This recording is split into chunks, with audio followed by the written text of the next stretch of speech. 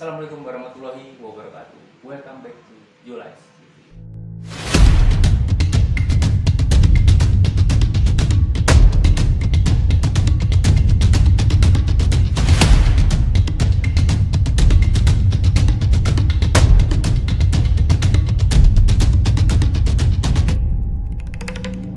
Pada kesempatan hari ini, gue nggak melakukan eksplorasi uji nyali di tempat-tempat angker, enggak. Kali ini gue bakalan Q&A sama Kisoro Bono yang sempet nge-record di kilometer 50 tuh. Banyak banget kan netizen tuh yang nanya apa arti simbol gambar kertas yang disudutin sama rokok. Ada lagi yang nanya masalah kenapa mediatornya bukan orang aja, kayak gitu. Makanya gue bakalan kupas tuntas di sini. Gue datengin orangnya di sini. Tapi tak dulu nih, kalian jangan lupa subrek, ya kan? Ini Kisoro Bono, gimana Ki? Ya, Apa kabar, sehat? alhamdulillah baik. Ini yang gokil banget loh. Sehari 2 hari dari subscriber 5.000 Ki ya? 5.000, 5.000 bisa tembus 10.000. 10.000 lebih. Nah, ini pesan-pesannya buat subscriber yang ngikutin Kisoro Bono nih. Pesan-pesannya apa? Mudah-mudahan nggak tidak pernah bosan melihat channel Kisoro Bono Official. Mudah-mudahan juga banyak pembelajaran yang bisa diambil dari teman-teman penjaga alam. Gue biasa sebutnya teman-teman penjaga alam. Jadi mudah-mudahan ada makna dari setiap video yang gue tampilin. Ya. Jadi teman-teman, ini gue nggak nanya secara langsung. Maksudnya ada simbol gambar sama kenapa nggak medianya orang aja. Sebelum gue nanya ke intinya, satu pertanyaan dari saya, kapan sih Ki jadi praktisi spiritual? Iya. Kalau dibilang praktisi sebenarnya terlalu ini ya. Saya belum punya pengalaman banyak. Sedangkan ya umur saya kan baru 34 ya sekarang ya. Baru 34, mungkin bukan praktisi ya, tapi gue lebih menyenangi dunia spiritual. Menyenangi dunia spiritual. Kalau kaitannya kapan mulainya, mungkin teman-teman gue yang satu sekolahan pada saat itu. Iya. Gue sekolah di SMA 2 Tambun Selatan, daerah Kabupaten Bekasi. Mungkin kalau misalnya review teman-teman gue dulu waktu di kelas 3 itu bisa tahu kok sekarang gue sampai di sini terus menjadi seorang yang suka dengan dunia spiritual. Iya. Teman-teman gue paling udah ngira gitu. Soalnya gue merasa kayak ada energi tersendiri. Gue bergelut di dunia spiritual itu saat gue di kelas 3 SMA. Iya. Pada saat itu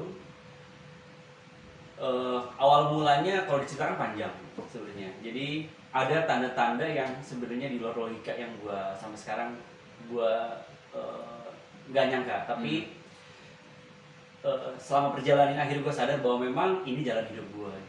Ini Allah sudah menakdirkan gue di dunia seperti ini atau jalur spiritual seperti ini.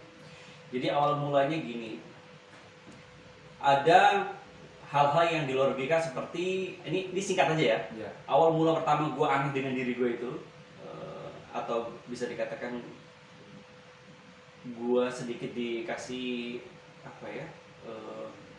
kelebihan kali, bukan kelebihan itu sedikit sekali mungkin ya, dikasih kelebihan. Awal mulanya itu gue ngeliat tangan temen gue waktu gue duduk di bangku kelas 3 SMA itu ya. Oh, mulai SMA. Namanya temen gue nih, panggilannya ya pokoknya temen gue deh. Kalau dia nonton ini pasti dia ngeh nih dengan cerita gue ini. Gue ngeliat simbol tangan dia itu tiba-tiba seperti ada kayak siluet gambar, kayak siluet gambar putih. Kalau kita lihat tangan gini kayak ada hal putih yang berbentuk seperti gambar gitu ya. Iya. Gambar. Yang awal mulanya kenapa gue bisa megang tangan anak itu karena gue sebelumnya malamnya itu gue coba untuk baca tentang buku ramal tuh, ya kan? Nah itu paginya gue sok-sokan ceritanya meramal, ceritanya sok-sokan. Tapi ternyata pas dibuka itu tangannya, gue liat tangannya dia, tujuannya gue mau ngeramal garis tangan. Tiba-tiba pas gue pegang tangan temen gue tuh kayak ada gambar di tangan itu. Jadi kayak ada gambar yang cuma gue doang yang bisa lihat gitu. Jadi kayak ada titik-titik putih gambar itu di tangan temen gue itu, yang tadinya gue mau ngeramal garis tangan bro. Iya. Dan secara spontan langsung gue bilang, ini kok lu hati-hati nih lagi di atas angin gitu. Hati-hati lu lagi dia lagi seneng nih, kayaknya lu mau kehilangan sesuatu yang lu senengin gitu dalam waktu dekat. Tiba-tiba gue ngomong begitu aja. Dan nggak nyangka, nah ini bingung gak nyangka, itu entah itu kebetulan entah bagaimana ya. Tiba-tiba 3 hari kemudian motornya hilang yang baru dibeli. Yang diramal itu. Iya teman gue ngeramal itu. Nah, awal dari situ ya, maksudnya awal, tapi gue nggak jadi peramal enggak, maksudnya hal aneh itu satu. Akhirnya makin kesini gue mendapatkan perhatian dari orang-orang sekitar sekolah. Sampai pertama sekolah dulu, akhirnya gue sampai dipanggil, dan salah satu sebutan gue tuh pada saat itu tuh gue sempat dipanggil Iwan Dukun Sama teman-teman. sampai gue kuliah. Sampai kuliah. Di kuliah pun itu di kampus ya, gue sempat kuliah di Universitas Negeri Jakarta. Mungkin teman-teman pendidikan sejarah ya tau lah gue angkatan 2006 gitu ya. Itu pun gue sampai terkenal di kampus gue dipanggilnya Iwan Dukun, karena dalam tanda kutip gini, gue sempat ada event setiap gue ke kampus itu, nggak tahu dari mana ya, pokoknya teman-teman akhirnya tahu gitu, mungkin karena sering berjalan sama gue, bareng sama gue, jadi kayaknya nih si Iwan aneh nih, kayak ada sesuatu gitu ya. Nah, akhirnya teman-teman kayak nyadar gitu. Jadi nyadar gitu, akhirnya banyak gue kuliah tuh lebih banyak ketemu pasien dan teman-teman kampus gue sendiri atau beda jurusan itu yang konsultasi ke gue tuh dari kuliah. Pokoknya perjalanan seperti itu. Akhirnya gue sampai di sini nih, bro. Sampai di sini sampai gue mulai ingin apa ya bahasanya ya, gue kepengen ada yang di diri gue ini bisa bermanfaat sama orang, sampai situ deh kisah sikatnya seperti itu gitu. Ya, buat teman-teman semuanya, itu satu pertanyaan bukan dari netizen ini ya, dari gue pribadi ya. Nah, selanjutnya kedua nih Ki, ya kan banyak banget tuh netizen komentar di kilometer video itu yang di 50 gitu ya, itu banyak banget komentar yang positif ada, negatif ada, banyak banget komentar di situ. Nah, yang saya tanyakan, ini mewakili netizen juga ya. Kenapa mediatornya tuh nggak langsung orang, kenapa harus kertas? Nih sering gue baca tuh di komentar gitu ya. Iya. Kenapa saat gue di kilometer 50 itu gue tidak menggunakan orang? Iya.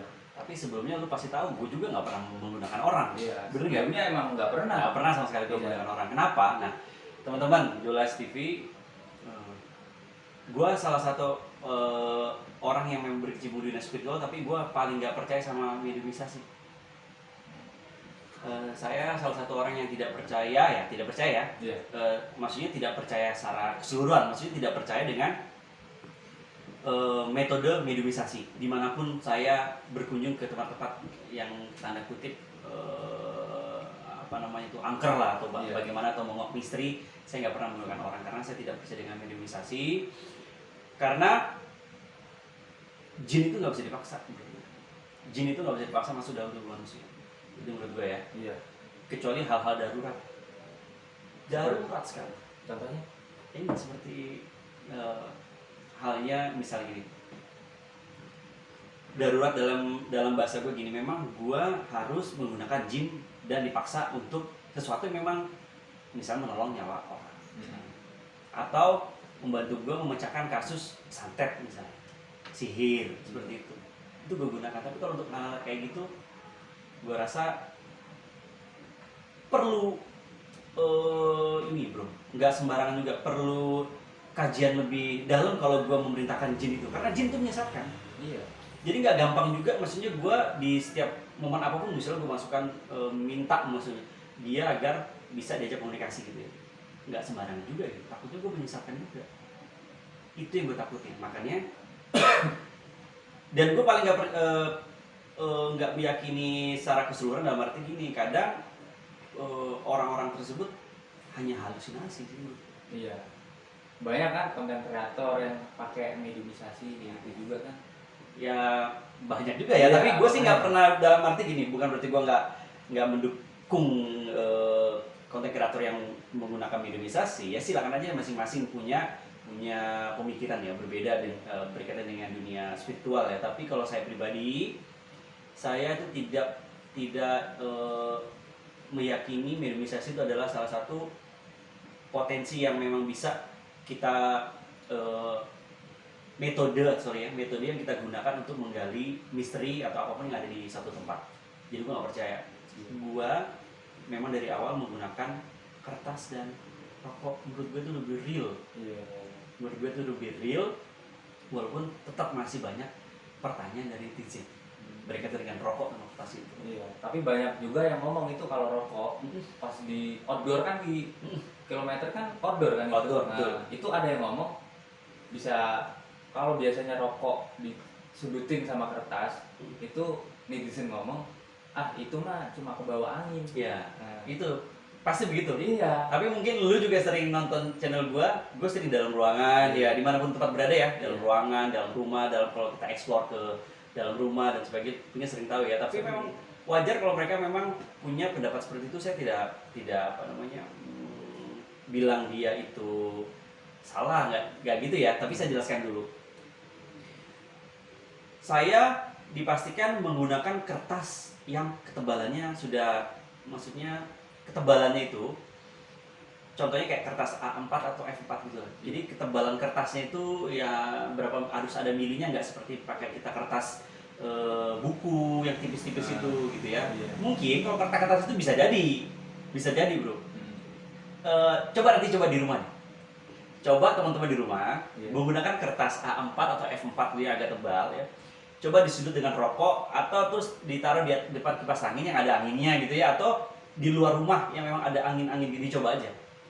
Dicoba aja sendiri dengan video misal gitu, di share ke kita atau ke Jolas gitu. Bener nggak bisa teman-teman melakukan itu. Tapi yang jelas media gua rokok dengan kertas itu semua berdasarkan hasil gua hasil gua proses perjalanan spiritual gue. Jadi gue menggunakan itu, menurut gue yang paling fair. Gue tidak menggunakan manusia, karena manusia bisa halusinasi atau bisa berucap ngawur lah, menurut gue gitu ya, ngawur. Jadi itu kenapa dengan rokok dengan kertas kemudian ada simbol. Jadi sebenarnya gue bisa berkomunikasi dengan mereka, tapi gue kepengen gimana caranya ada visual yang bisa ditunjukkan ke teman-teman dengan simbol itu. Jadi gue meminta mereka untuk memberikan energi. Mereka kan dari api ya dibuatnya. Mereka kan dari api, gitu ya. Jadi sewajarnya dipastikan mereka bisa menggambarkan simbol melalui kertas. Pokoknya intinya gini, kalau teman-teman nggak percaya, mau ada gimmick, mau apa dan sebagainya, dibilang itu ada gimmick di kertas itu, saya selalu bilang boleh teman-teman ikut bawa kertas sendiri, asalkan ketebalan kertasnya itu sesuai apa yang saya minta. Jadi bukan semua kertas juga, karena memang kalau kertas buku yang tipis-tipis itu sudah dipastikan dia akan mudah kebakar gitu. Gitu kalau yang kertas tipis gitu-gitu ya. Tapi gue pasti selalu pakai kertas adalah kertas A4 atau biasanya pakai A4 itu. Biasanya begitu. Dan sebelumnya kertas itu dipastikan sudah gue beri energi dulu terlebih dahulu ya, maksudnya untuk magnet agar memang mereka mudah. Kan dimensi jin kita kan ini susah ya, dimensi jin sama manusia kan sangat besar ya, maksudnya nggak tipis gitu ya dimensinya. Jadi gimana caranya supaya dia ada magnet ke kertas itu untuk bisa memberikan simbol, karena itu susah sekali, wajar. Dan gue sering gagal. Kalau lu tahu, kalau kan sedikit gue nih, kadang suka gagal, kadang cuma bolong gitu. Kalau tuh bolong gitu aja nggak menandakan simbol. Simbol itu yang dikatakan simbol adalah dia berubah bentuk yang tadinya justru bulat tuh kan. Ya cuma bulat, dia akhirnya bentuk sesuatu lambang gitu ya. Yang harus kita artikan. Sebenarnya dia sudah mengkomunikasikan dengan saya, tapi saya mencoba memvisualkan dengan metode simbol dengan rokok gitu, dengan kertas dengan rokok. Itu pendapat gue bro. Oke teman-teman, kalau emang buat teman-teman nggak percaya, cobain dulu di rumah. Kalau kurang percaya lagi boleh lo DM Jules TV, langsung ke episode Buwono juga ikut, boleh langsung ikut bawa kertas sendiri, Kalau kalian penasaran real apa settingan, nggak ada maksudnya nggak ada yang dibuat-buat, emang real kayak gitu. Mungkin nanti di video gue yang part berikutnya nanti mungkin gue klarifikasi di situ cara Iya. gue tunjukin langsung ya. Iya. Gue tunjukin langsung di dalam ruangan dan di luar ruangan dengan kertas yang sama. Iya. Boleh tuh. Ya. Nih, Episode Bono udah jawab. Gue bakalan nanya lagi, tapi gue minum kopi dulu cuy. Santai, biar santai banget. Cheers dulu, cheers dulu. Oke, sip. Nih, gue nanya. Ini bang saya bang. Apa namanya? Deg-degan. Iya. Memang sekarang serba deg-degan bro. Tapi kalau seandainya kita memberikan suatu pemberitaan yang bisa dikatakan tidak memicu, insya Allah teman-teman paham itu. Yes. Dan selanjutnya gue bakal nanya masalah simbol. Kan ada tuh 2 kertas kan jadi ya. Ya. Tapi gue nggak nanya banyak di sini. Gue pengen nanyain satu aja yang bikin gue penasaran, sama netizen juga penasaran. Coba. Ini kertas. Yes. Ini kertas bersejarah ya. Nih ada 2 kertas di sini. Ini yang simbol pertama nih. Kertas pertama ada 3 simbol ya. Ini nggak berhasil. Nah ini nggak berhasil nih. Ini nggak berhasil nih. Ini nggak berhasil. Kan gue bilang ini nggak berhasil kalau cuma bulat begini doang, bukan simbol yang diberikan oleh goib bro. Gitu. Bukan simbol yang diberikan oleh goib. Berarti ini di sini terdiri dari 2 simbol. 2 simbol. Satu. Dan ini yang kedua. Yang kedua karena ada komunikasi yang lanjut gitu Ini ya. sama kan bang? Eh, Tiga ya? Nah gitu Gini ya, ya? gitu ya. Gini simbolnya begini bisa, sebenarnya begini bisa gitu ya. Gitu simbolnya. Sekarang yang mau ditanya yang mana nih? Saya penasaran yang ini nih. Oh yang gitu ya. Ya teman-teman, nih gue pengen nanya simbol yang di atas ini diartikan itu gambar apa? Kalau menurut gue sih kayak gambar tikus kayaknya. Iya. Kalau saya pribadi kayak tikus. Tikus ya ada bilang kecebong. Tapi banyak juga netizen yang ngomong ini gambar kayak burung, kayak ada bom juga, iya. macam-macam teman-teman ya. Nggak apa-apa, itu pendapat mereka itu justru memang gue pengennya begitu ya, bisa ada interaksi dari teman-teman juga. Iya. Tapi gini sebenarnya, otak simbol ini sebenarnya gue udah ada di video gue yang memang sudah mau gue launching gitu ya. Iya. Tapi nggak apa-apa, mungkin gue bisa nyebutin yang lu tanyain aja ya, salah satunya aja ya. Satu aja saya Mas. Satu aja. Jadi simbol ini tuh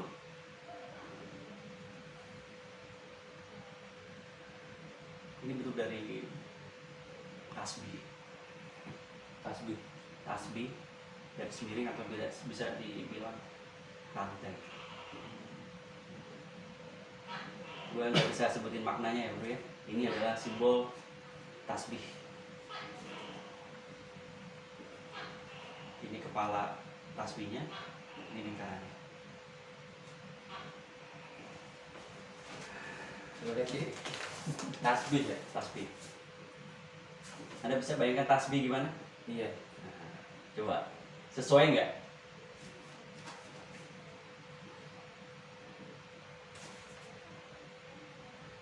Apa perlu diambil tasbih? Nggak usah dikit. Nggak usah dikit.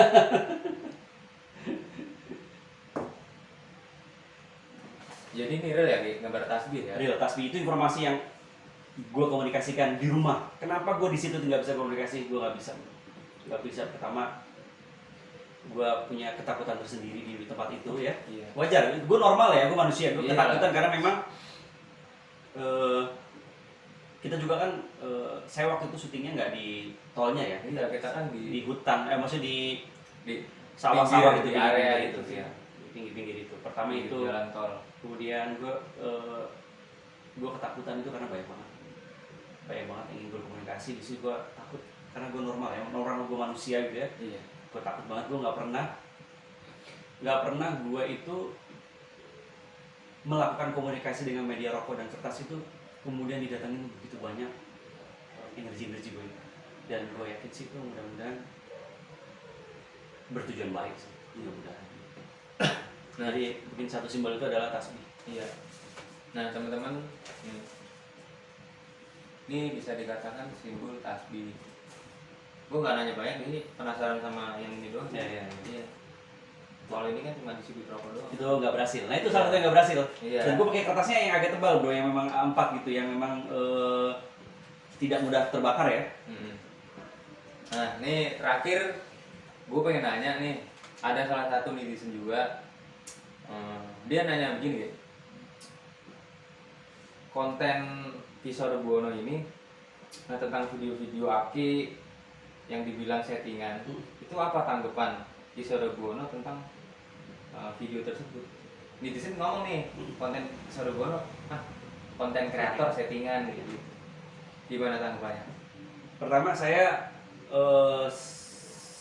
sangat salut dengan konten kreator settingan ya, karena mereka bisa menghasilkan atau menciptakan kreasi video yang membuat kita jadi ingin nonton dan banyak penggemarnya gitu ya, viewer yang banyak. Itu menghibur saya salut dulu dengan teman-teman itu.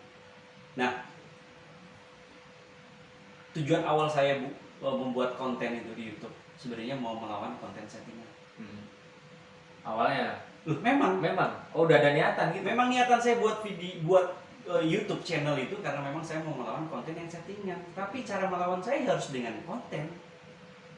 Iya, seperti orang membuat suatu tulisan yang mengkritik, kita harus membalasnya dengan tulisan juga.